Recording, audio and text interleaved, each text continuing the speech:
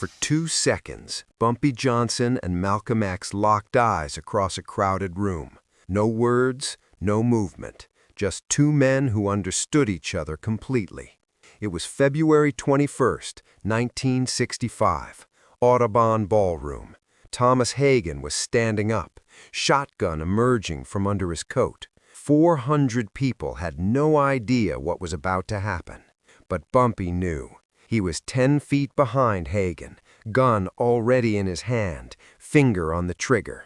One bullet, one dead assassin. Malcolm lives. That's when Malcolm turned, saw Bumpy, saw the gun, saw the choice Bumpy was about to make. Malcolm shook his head slowly, then smiled. Bumpy's eyes dropped to the little girl between them. Brown dress, pigtails, maybe 6 years old. She had slipped off her father's lap, climbing onto a chair, leaning into the aisle, directly in the line of fire. If Bumpy pulled the trigger now, the bullet would go through her before it ever reached Hagen. When Bumpy looked back up, Malcolm mouthed 3 words: "I die standing." The shotgun blast echoed through the ballroom 2 seconds later. Bumpy Johnson didn't save Malcolm X that day. But what he did in the next 15 seconds is why the killer never escaped. To understand that Sunday afternoon, you need to understand the promise Bumpy made 3 days earlier. February 14th, 1965, Valentine's Day, 2:46 in the morning. Malcolm X's house in Queens exploded in flames, Molotov cocktails through the bedroom window. His wife Betty and their 4 daughters, the oldest just 6 years old, barely escaped with their lives. The girls were standing in the freezing street in their nightgowns, crying, covered in soot, watching their home burn. Malcolm knew who did it: the Nation of Islam, Elijah Muhammad's enforcers, the brothers he'd once trusted with his life. They wanted him dead for leaving, for exposing Elijah's corruption, for speaking truth when silence was expected. The morning after the fire, Bumpy Johnson walked into Columbia Presbyterian Hospital unannounced. No phone call, no flowers, just showed up at dawn in his tailored suit and fedora. Found Malcolm in the waiting room while doctors checked his daughters for smoke inhalation. Bumpy sat down beside him, didn't say hello, just got to the point. "Give me 48 hours. The men who did this won't see Wednesday." Malcolm was staring at the floor, exhausted, traumatized. When he finally spoke, his voice was steady but sad. "If you do that, I become everything they say I am, a hypocrite hiding behind a gangster's gun. You'd be alive. I'd be dead inside." Malcolm turned to face him. "I've spent 10 years preaching that violence breeds violence. I can't abandon that the moment I'm scared." Bumpy's jaw tightened. "This ain't about principles, Malcolm. This is about your wife, your babies. They could have burned alive last night." "I know." Malcolm's voice cracked slightly. "But if I let you kill for me, I destroy everything I've built. Violence for violence, blood for blood. That's the cycle I'm trying to break." Bumpy respected that answer, hated it, but respected it. "Then let me protect you, 24/7, my best men, armed, watching." Malcolm shook his head. "You're a dead man, Malcolm. You know that." "Maybe." Malcolm extended his hand. "But I'll die clean. I'll die standing." Bumpy shook his hand, held it for a moment. "They won't get away with it." "I know," Malcolm said quietly. "But don't do it for me. I've made my peace." At the door, Bumpy stopped. 3 days, Malcolm. I'm giving you 3 days to change your mind." Malcolm just smiled. "I won't." 3 days later, on Saturday night, Bumpy's phone rang at 2:47 a.m. It was a 19-year-old busboy named Jerome who worked the graveyard shift at a diner on Malcolm X Boulevard. Jerome had grown up 3 blocks from Bumpy's apartment, and like half the young men in Harlem, he knew exactly who to call when something didn't feel right. "Mr. Johnson," Jerome's voice was shaking, "3 men just left my diner, corner booth. They were talking about handling the preacher problem. mentioned tomorrow, mentioned Audubon, mentioned shotguns. Bumpy sat up in bed. Names? One of them, they called him Hagen, Thomas Hagen. Bumpy closed his eyes. He knew that name. Nation of Islam enforcer, cold, efficient, a true believer who thought killing was holy work. You did good, Jerome, real good. Now forget you heard anything. After hanging up, Bumpy tried calling Malcolm. No answer. Sent word through every contact he had. Nothing came back. So on Sunday, February 21st, Bumpy Johnson broke his own rules. He went alone. 2:15 p.m. Audubon Ballroom was filling up fast. 400 people, families, students, old women who'd known Malcolm since he was a street hustler, young men who saw him as the voice of a new America. Bumpy walked in wearing his usual dark suit, nothing flashy. Bumpy didn't need flash. He carried power in silence. He didn't take a seat in the back. He moved into the crowd, positioning himself against a pillar on the left side, row 5. Good sight lines, close enough to act, multiple exits visible. Survival instinct never sleeps. He scanned faces. Most were regulars, Malcolm's people, good people, but 3 weren't. Front section, 2 rows apart, too still, not engaged with the opening speakers, just waiting. The one in the center, row 3, was Thomas Hagen. Bumpy recognized the dead look in his eyes, the stillness of a man who'd already decided to kill. Bumpy's hand moved under his jacket, felt the weight of his .38 revolver. He could walk down that short aisle right now. 2 quick shots, Hagen and his backup, dead before they hit the floor. But 400 witnesses, panic, stampede, innocent people crushed. And Malcolm would just die tomorrow instead. You can't stop fanatics by killing one. They're a sickness. You have to cut out the whole infection. So Bumpy stood by the pillar, watched, waited. 2:40 p.m. The moderator's voice carried through the ballroom. Brothers and sisters, I present to you Malcolm X. 400 people stood, applauded. Malcolm walked onto the stage in a simple dark suit. No security, no bodyguards, just a man and his message. He raised his hands for quiet. The applause faded. Everyone sat. Assalamu alaikum, Malcolm said. Wa alaikum assalam, the crowd responded. Bumpy's eyes never left Hagen. He watched the killer lean forward slightly, watched his hand move inside his coat. Then chaos. Someone in the middle section jumped up, shouting, "Get your hand out of my pocket! What's wrong with you?" A classic distraction. Make everyone turn, create confusion. In that moment, the killer's move. Thomas Hagen stood. His coat fell open. The sawed-off shotgun appeared. Cut down, brutal, designed to destroy. Bumpy's .38 revolver was already in his hand, halfway out of his jacket, finger on the trigger. 10 feet, easy shot, angle was clean. Then Bumpy saw her, the little girl, white ribbons in her pigtails. In the confusion, she had climbed up onto her chair, leaning back to look at the commotion behind her. She was directly between Bumpy and Hagen. If Bumpy fired now, at that downward angle, he couldn't miss her. Bumpy's jaw clenched. He stepped left to clear the shot, blocked by people standing up. Right, same problem. That's when Malcolm turned, not toward Hagen, toward Bumpy, as if he'd known all along that Bumpy would be there. For 2 seconds that felt like hours, their eyes met. In that frozen moment, Malcolm understood everything.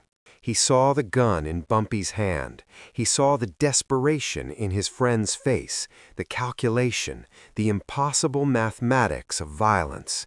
He saw the little girl between them, innocent, oblivious, leaning into the aisle in her brown Sunday dress.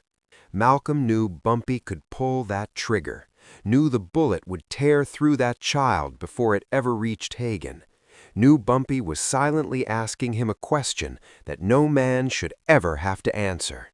Is your life worth hers? Malcolm had spent 10 years preaching that one life wasn't more valuable than another, that children were sacred, that violence in the name of justice was still violence, that the means mattered as much as the ends. Now he had to prove it, not with words, not with speeches, with a choice.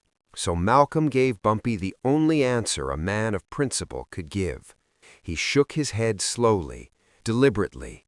Then he smiled, not fear, not panic, but acceptance, and mouthed 3 words: "I die standing." Bumpy's finger froze on the trigger.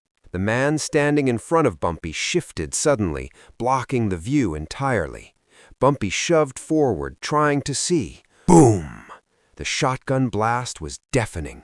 By the time Bumpy's line of sight cleared, Malcolm was stumbling backward, blood spreading across his chest. He tried to stay on his feet, tried to stand, but 2 more men rushed the stage with pistols, firing, firing, firing. 16 bullets found Malcolm X. He fell. And Bumpy Johnson, the man who'd stopped Dutch Shorts, who'd faced down the Italian mafia, who'd killed without hesitation for 30 years, stood frozen, gun in hand, unable to save the one man who mattered most. The ballroom erupted, screaming, crying, people diving under chairs, mothers throwing themselves over children. Thomas Hagen turned and ran for the exit, shotgun still in his hands, smoke still rising from the barrel. Something inside Bumpy snapped. Not the explosive kind, the cold kind, the lethal kind. He moved, fast, smooth, predatory. He couldn't fire his gun, too many people in the way, panic everywhere. One shot and innocent people die in the crossfire. So Bumpy ran, closing the distance, 15 feet, 10, 5. Hagen was at the exit door, reaching for the handle, 30 seconds from freedom. Bumpy lunged low, swept his leg forward, hooked Hagen's ankle with perfect precision. Hagen's momentum carried him forward, but his feet went backward. He crashed face first onto the polished ballroom floor. The shotgun flew from his hands, spinning across the wood. Bumpy kicked it, hard, sent it sliding under a row of overturned chairs. Gone. Hagen scrambled to his knees, wild-eyed, reaching for the pistol in his waistband. Bumpy grabbed his wrist, twisted. The small revolver clattered away. Then Bumpy did something unexpected. He didn't kill Hagen, didn't beat him, didn't pull his own gun. Bumpy had a reason for not pulling that trigger. It wasn't mercy. It was never mercy. If he fired, he'd be the only man found with a smoking gun when the cops arrived. It would turn a martyrdom into a gangland shootout. Bumpy couldn't do that to Malcolm's legacy. More importantly, dead men don't talk. Hagen needed to talk. He needed to say who gave the order, who funded it, who sanctioned it. And most of all, this man took Malcolm from the people, so Bumpy was going to give him back to the people. He grabbed Hagen by the collar, lifted him halfway up, then shoved him backward into the surging crowd. 20 men rushed forward. They just watched Malcolm X get murdered, watched him fall, and now the killer was right there. A fist connected with Hagen's jaw, then another, then 5 more hands grabbing, pulling, beating. Bumpy stepped back. Let them have him. Let them deliver the justice the courts couldn't. He leaned close to the mob, voice low but carrying. Don't let him breathe. Don't let him run. Make him answer for what he did. The crowd understood. They pinned Hagen to the floor, held him down like a wild animal. Police sirens wailed outside, getting closer. Bumpy Johnson walked calmly toward the side exit, through the chaos, through the crying, through the smoke still hanging in the air. By the time police flooded through the front doors, Bumpy was 3 blocks away, disappearing into Harlem's streets like he'd never been there at all. Behind him, Thomas Hagen was on the ground, bleeding, beaten, but alive. Alive to stand trial, alive to rot in prison, alive to spend every day for the rest of his life knowing he failed, knowing Malcolm X died standing, knowing Harlem never forgets. Malcolm X was pronounced dead at Columbia Presbyterian Hospital at 3:30 p.m. 16 gunshot wounds. 39 years old, gone. Bumpy didn't go to the hospital. Couldn't. Too many cops, too many questions, too much attention. Instead, he went to a place he hadn't visited in years. St. Philip's Church. Small, quiet, empty on the Sunday evening. He sat in the last pew, alone, still wearing his blood-stained jacket, Malcolm's blood. The old priest, Father Callahan, found him there an hour later. "You don't come here," the priest said softly. "No, but you're here now." Bumpy didn't answer, just stared at the cross hanging above the altar. The silence, the empty space. "I was 10 feet away," Bumpy finally said, his voice barely above a whisper. "I had my gun out. I could have stopped it, but there was a little girl, 6 years old, right in the line of fire." Father Callahan sat down in the pew in front of him, turned to face Bumpy. "So you chose the child's life over Malcolm's?" "Malcolm chose it." Bumpy's voice cracked. "He looked at me, saw my gun, and he shook his head, told me to let him go." "Then you gave him what he wanted." "I gave him death." Bumpy's hands clenched into fists. "I could have moved, could have found another angle, could have done something, but I froze, and I watched him die." The priest was quiet for a long moment. Then, "Malcolm X lived his entire life preparing to die for his beliefs. You didn't take that from him. You honored it. Honoring it doesn't bring him back." "No, but Malcolm knew what he was choosing. He chose integrity over survival. He chose to die standing rather than live on his knees. Not many men have that courage."